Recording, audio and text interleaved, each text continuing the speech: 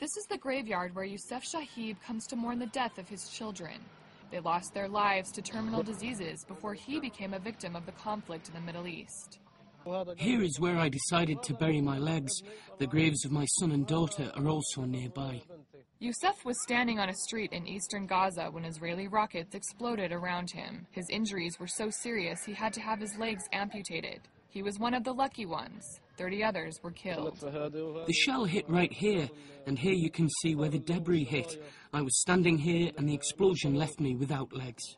According to the Israeli Information Center for Human Rights in the occupied territories, almost 5,000 Palestinians died in Israeli attacks on the Gaza Strip and West Bank between 2000 and 2008. They estimate that for every person killed, 7 were injured. People buy flowers in order to bring joy. For example, to give them to a woman they love. I buy them to bring to the grave of the body part that I lost. One Gaza psychologist says families who have suffered tragedies in the war in the region often do not completely recover. But Dr. Fidel Abu Hain believes many struggle on in the face of their losses. We are aware that Youssef often visits the cemetery with flowers and lays them down next to the tomb. This behavior has psychological connotations.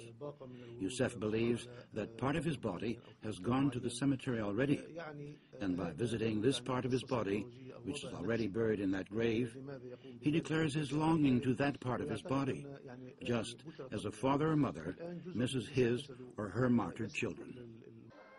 Even as the death toll continues to rise, many people like Youssef try to maintain an optimistic outlook. It's through his family that he gains strength and hope, even in the most trying of times. Kelly Kiter, RT, Moscow.